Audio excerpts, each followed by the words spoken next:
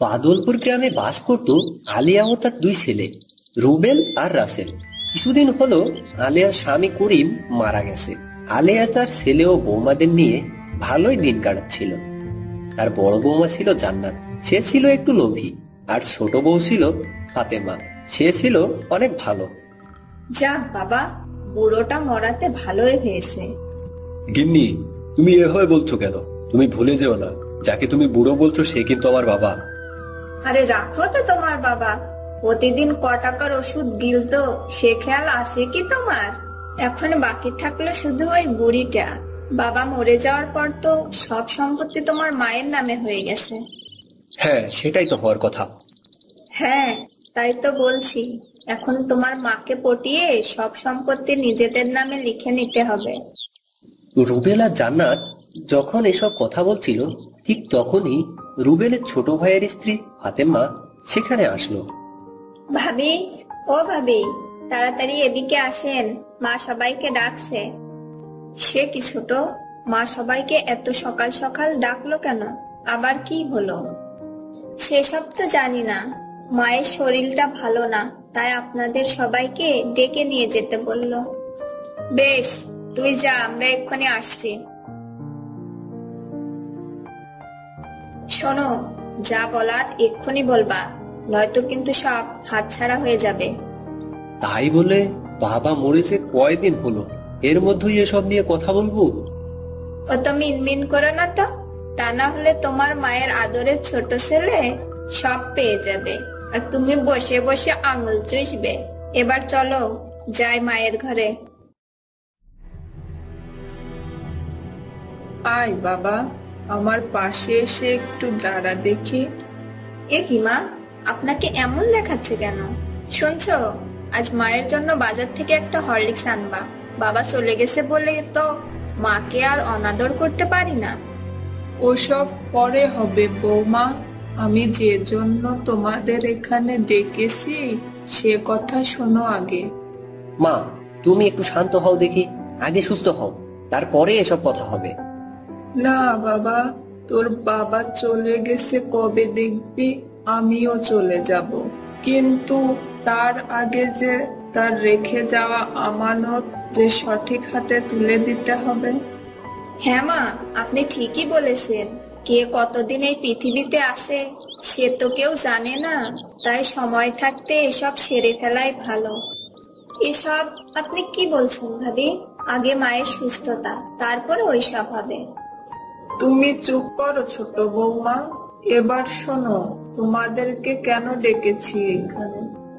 হ্যাঁ হ্যাঁ মা, বলো। তোমরা ভালো করেই জানো তোমার বাবা মরে যাওয়ার আগে তার সব সম্পত্তি আমার নামে লিখে গেছে, যাতে তার মৃত্যুর পরে আমাকে তোমাদের কাছে অনাদরে না থাকতে হয়। হ্যাঁ মা, কিন্তু বাবা খুব অন্যায় করেছে। তিনি যদি মরে যাওয়ার আগে তার সব সম্পত্তি আপনার বড় ছেলের নামে লিখে দিয়ে যেত, তাহলে কি আপনাকে অনাদরে রাখতো? আপনার ছেলে তো সব সময় আপনাকে নিয়ে চিন্তা করে। শোনো বৌমা, আমি সব জানি, তবে আমি কাউকে ঠকাবো না। সঠিক হাতেই আমি সম্পত্তি তুলে দিব। শোনো মা, ওসব সম্পত্তি আমার লাগবে না, তুমি শুধু আমার সাথে থেকো। কি বলো ফাতেমা? হ্যাঁ হ্যাঁ, তুমি তো ঠিকই বলেছো। হ্যাঁ মা, আপনি সব সময় আমাদের সাথে থাকবেন, আপনি আমাদের সব থেকে বড় সম্পত্তি। শোন ছোট, এসব মন ভোলানো কথা। মা আপনিই বলেন, টাকা না থাকলে ওরা আপনাকে কিভাবে ভালো রাখবে? তা তো অবশ্যই, এই সম্পত্তি শুধু শুধু আমি কাউকে লিখে দিব না। এজন্য ওদের দুই ভাইয়ের মধ্যে একটা প্রতিযোগিতা হবে। প্রতিযোগিতা? না না মা, আমি এসব প্রতিযোগিতার মধ্যে থাকতে পারবো না। সম্পত্তি আমার লাগবে না, তুমি সব ভাইয়ের নামে লিখে দাও। সত্যি রাসেল, তোমার মাথায় বুদ্ধি আছে। বড় ভাইয়ের নামে লিখে দিলে তো বড় ভাই তোমাকে আর ফেলে দিবে না। না না, প্রতিযোগিতা হবে। সে প্রতিযোগিতায় যে জিতবে সেই পাবে এই সম্পত্তি। যে হেরে যাবে তাকে এ হার মেনে নিতেই হবে। তা তো নিতেই হবে। কি হলো, তুমি চুপ করে রইলে যে? ও আর কি বলবে, ওর হয়ে তো তুমি সব বলে দিলে। না মানে, আচ্ছা মা, তোমার যা ভালো মনে হয় তুমি সেটাই করো, কিন্তু প্রতিযোগিতাটা কিসের? সেটা আমি তোমাদের কাল সকালেই জানাবো। প্রতিযোগিতাটা কিভাবে হবে, এখন তোমরা আসো, আমি একটু বিশ্রাম করব। হ্যাঁ, আপনি অনেক কথা বলেছেন, এখন শুয়ে পড়েন তো।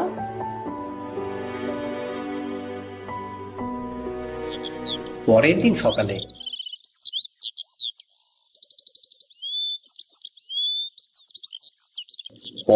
আলেয়া সবাইকে নিয়ে তাদের একটা জমির কাছে গেল।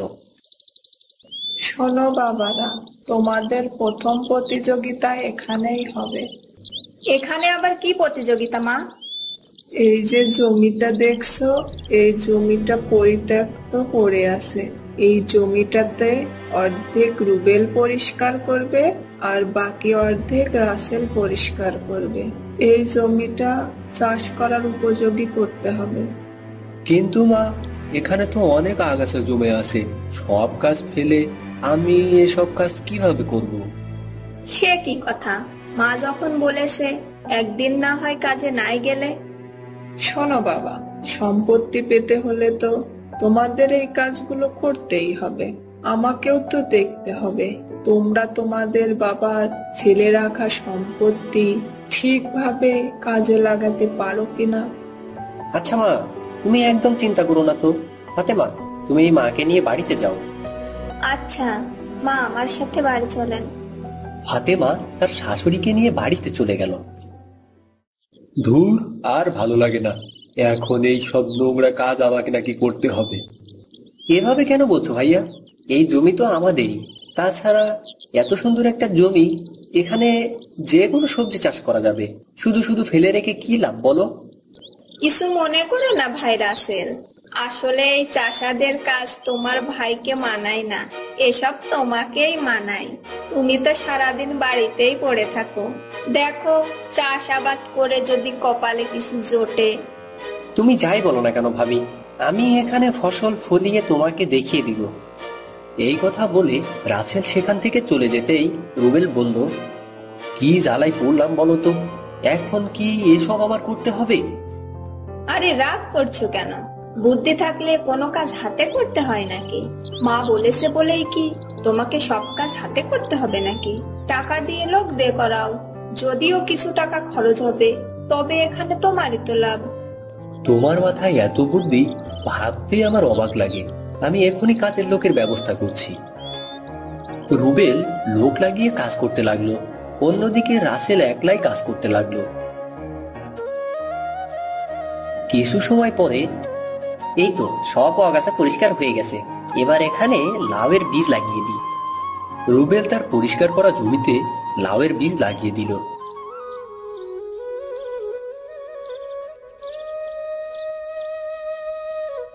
পরের দিন সকালে তার মা সেই জমিতে এসে দেখলো,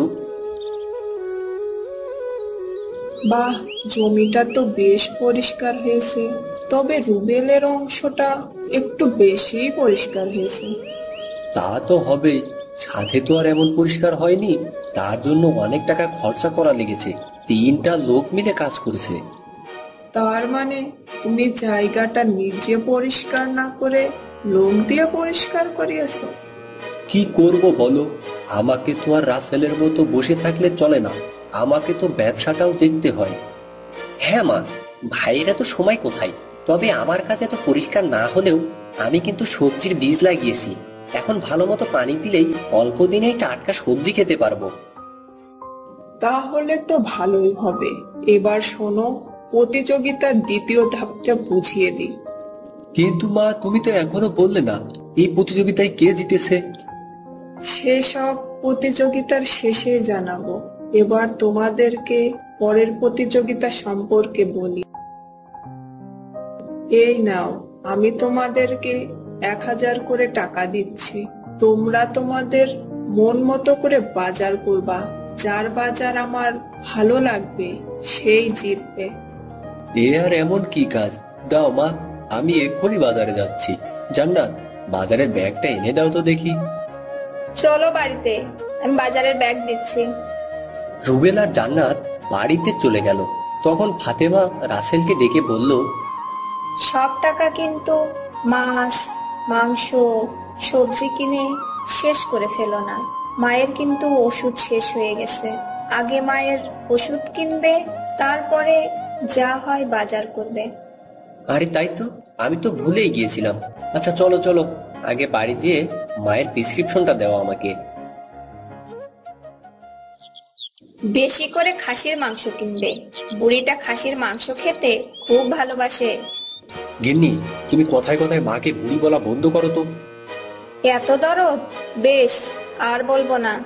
এই নাও ব্যাগ, এবার বাজারে যাও। ব্যাগ নিয়ে রুবেল বাজারে চলে গেল। এদিকে রাসেল মায়ের ওষুধ কিনে ভাবলো,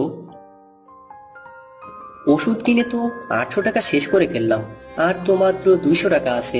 এটা দিয়ে যে কি বাজার করি।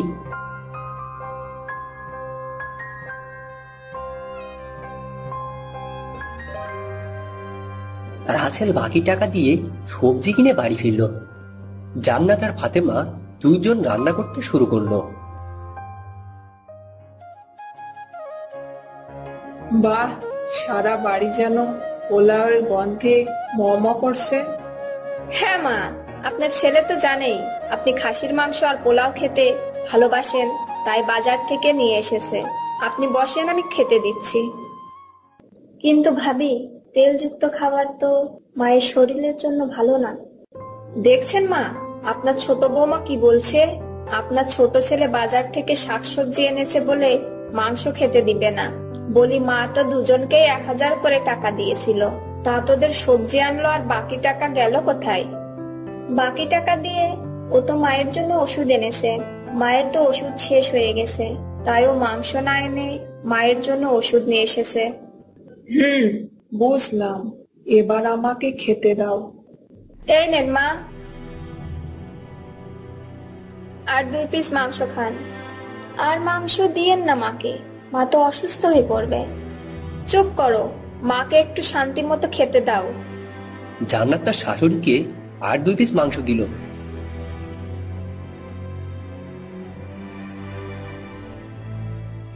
তখনই তার শাশুড়ি হঠাৎই অসুস্থ হয়ে পড়ল। কি হয়েছে মা? আপনি এমন করছেন কেন? কোথায় গেলে? এদিকে আসো তো, দেখো মা কেমন করছে। আমার যেন কেমন লাগছে খোকা, বুকে ব্যথা করছে। এজন্যই তো আপনাকে বলেছিলাম মা, এসব প্রতিযোগিতায় না গিয়ে আপনার বড় ছেলেকে সব লিখে দেন। এবার যদি আপনার কিছু হয়ে যায়। এসব আপনি কি বলছেন ভাবি? মাকে ঘরে নিয়ে চলুন। ফাতেমা আর রাসেল তার মাকে ঘরে নিয়ে গেল। মা, এসব সম্পত্তি নিয়ে আর তোমাকে ভাবতে হবে না। আমার এসব চাই না, এসব তুমি বড় ভাইকেই লিখে দাও। কিন্তু তার আগে তুমি সুস্থ হয়ে ওঠো। তাই বললে হয় নাকি? আর তো মাত্র একটা ধাপ বাকি। এরপরে আমি মরে গেলেও আমার কোনো দুঃখ থাকবে না। মা, এসব মোটেও বলবেন না। যাও তো, এক্ষুনি ডাক্তার ডেকে আনো। এত ব্যস্ত হচ্ছ কেন? এই তো আমি এখন ঠিক আছি। একবার রুবেল আর বৌমাকে ডেকে আনো। আচ্ছা আচ্ছা মা, আমি যাচ্ছি। ফাতেমা তাদেরকে ডেকে আনলো। মা, আমাদের ডেকেছো? দেখো মা, আর এই প্রতিযোগিতা আমার ভালো লাগছে না। তুমি এবার যাকে দিবার তাকে দিয়ে দাও। হ্যাঁ বাবা, তাই তো ডাকলাম।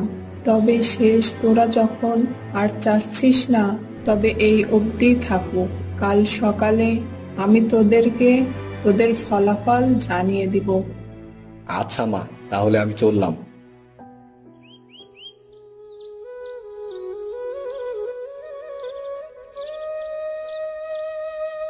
এ কি, ওই বৃদ্ধ চাচা ওই গাছের নিচে বসে খাচ্ছে কেন?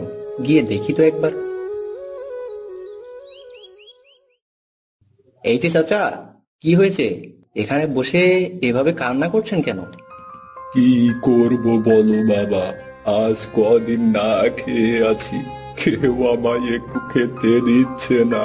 খিদার যন্ত্রণায় যে আর সইতে পারছি না। আহারে, চিন্তা করবেন না চাচা, আপনি চলেন আমার সাথে, আমার বাড়িতে চলেন, আমি আপনাকে খাবার খাওয়াচ্ছি। রাসেল বৃদ্ধ লোকটাকে নিয়ে তার বাড়িতে গেল। রাসেলকে দেখে রুবেল রেগে গিয়ে বলল, দেখেছো মা, তোমার ছোট ছেলের কি আক্কেল, এখানে এত জরুরি কাজ রেখে সকাল সকাল ও টই টই করে বেড়াচ্ছে। কি রে বাবা, কোথায় গিয়েছিলি? তুই কি ভুলে গেছিস? আজ তো ফলাফলের দিন। সেসব পরে হবে মা। ফাতেমা শোনো, আগেই চাচাকে কিছু খেতে দাও তো। কিন্তু ঘরে তো কিছুই নেই তোমার খাবার ছাড়া। যেটা আছে ওটাই দাও, আমার খিদে নেই, তুমি চাচাকে খেতে দাও। ফাতেমা খাবার এনে বৃদ্ধকে দিতেই রুবেল আবার রেগে গেল। যত সব আদিক্যতা, এরা কোথা থেকে যে জোটাই, তোমার ছেলেটা না। এভাবে বলছো কেন বাবা? ক্ষুধার জ্বালায় পথে নেমেছি তাই বলে? যা বলেছি সত্যিই বলেছি। তাই বুঝি? বেশ, এবার থেকে তোমাদের মুখ দিয়ে যা বের হবে সব সত্য কথাই বের হবে। চলি বাবা রাসেল, ভালো থেকো তুমি। বৃদ্ধ সেখান থেকে হাসতে হাসতে চলে গেল। দেখো মা, সম্পত্তি আমাকে দিবে কিনা বলো, তা না হলে আমি প্রতিদিন রোজ রোজ তোমার পিছে টাকা খরচা করতে পারবো না। এ কি, এসব আমি কি বলছি? ঠিকই বলেছো, সম্পত্তি পেতে হলে এবার মনে হচ্ছে বুড়িটাকে আগে মারতে হবে। হাই হাই, এসব আমি কি বলছি? মুখ দিয়ে এমন সত্য কথা বেরিয়ে যাচ্ছে কেন? ছি ছি বৌমা, তোমাদের মন এত ছোট? মন বড় দিয়ে কি করবো মা, পকেটটাও তো বড় করতে হবে। চুপ করো না, সব সত্যিটা তো বেরিয়ে যাবে। সম্পত্তির জন্য যে আমরা বাবার মৃত্যু কামনা করতাম, সেটাও তো মুখ ফুসকে বেরিয়ে যাবে। ছি ভাবি, আপনাদের মন এত নোংরা। ওরা মুখে না বললেও আমি ওদের ভাবসাব দেখে বুঝেছি। তবুও আমি ফলাফল বলবো। না না মা, ওই সম্পত্তি আমার চাই না। শোন বাবা, আমি যে দায়িত্বটা কাঁধে নিয়েছি সেটা তো আমার করতেই হবে। 500 টাকা খরচ করে জমিটা পরিষ্কার করেছি, এবার যদি না জিতি তাহলে সব টাকাই জলে যাবে। ওখানেই তো ভুলটা করেছিস। নিজের জমির ওপর নিজের কোনো মায়া নেই, তাই তো টাকা খরচ করে বাইরের লোক দিয়ে কাজটা করেছিস। কিন্তু রাসেল ওখানে নিজের হাতে পরিষ্কার করেছে। শুধু তাই না, ও ওখানে লাউ গাছও লাগিয়েছে, তাই ওই ধাপের বিজয়ী রাসেল। 500 টাকাই জলে গেল, কিন্তু খাসির মাংস পোলাও আপনার বড় ছেলেই তো খাওয়াইছে। আপনিও তো কবজি ডুবিয়ে খেলেন, এবার তো সম্পত্তিটা দেন। তা তো খেয়েছি বটে, তবে তা খেয়ে আমার শরীরটাই খারাপ হয়েছে। উল্টো দিকে রাসেল বাজারের টাকা দিয়ে ওইসব কিনিনি। ওইসব না কিনে বরং সে আমার জন্য ওষুধ কিনেছে, আর বাকিটা আমার জন্য শাকসবজি কিনেছে, যার দুটোই আমার জন্য উপকারী। তাই এ ধাপেও রাসেল বিজয়ী। সব গেল, দেখলে তো, বুড়িটা তোমার শেষ জলেই ডুবালো। আমার যে কি হলো, মুখ দিয়ে এমন সত্যি বেরিয়ে যাচ্ছে কিভাবে? মনে হয় বৃদ্ধ চাচার কথাটা লেগেই গেছে, তাই আজকে আপনাদের মনের সব নোংরামি সত্যি হয়ে মুখ দিয়ে বেরিয়ে আসছে। তা না হলে তো আপনাদের এই রূপটা আমরা দেখতেই পেতাম না। চুপ, একদম চুপ। দেখলে তো, যাকে তুমি এতদিন মামা করতে, সেই বুড়ি আজকে তোমাকে ডুবালো। সব সম্পত্তি ছোট ছেলেকেই লিখে দিল। চুপ, একদম চুপ। আর আমার মাকে কখনো বুড়ি বলবে না। বেরিয়ে যাও, বেরিয়ে যাও আমার বাড়ি থেকে। এতদিন আমি তোমার কথাই আমার মা ভাইকে সব সময় খারাপ ব্যবহার করেছি। এসব তুমি কি বলছো? যা বলেছি ঠিকই বলেছি, বেরিয়ে যাও। এই সব সম্পত্তি আমার চাই না মা, আমার ভুল বুঝতে পেরেছি আমি। আমাকে ক্ষমা করে দেন মা, ক্ষমা করে দেন। দয়া করে আমাকে তাড়িয়ে দিবেন না। উঠো বৌমা, উঠো। আমি কাউকেই তাড়াবো না। আমি তোমাদের পরীক্ষা নিচ্ছিলাম। তবে এই সম্পত্তি আমি আমার 2 ছেলেকেই দিব। এরপর আলেয়া তাদের সম্পত্তি সমান ভাগে ভাগ করে দিল।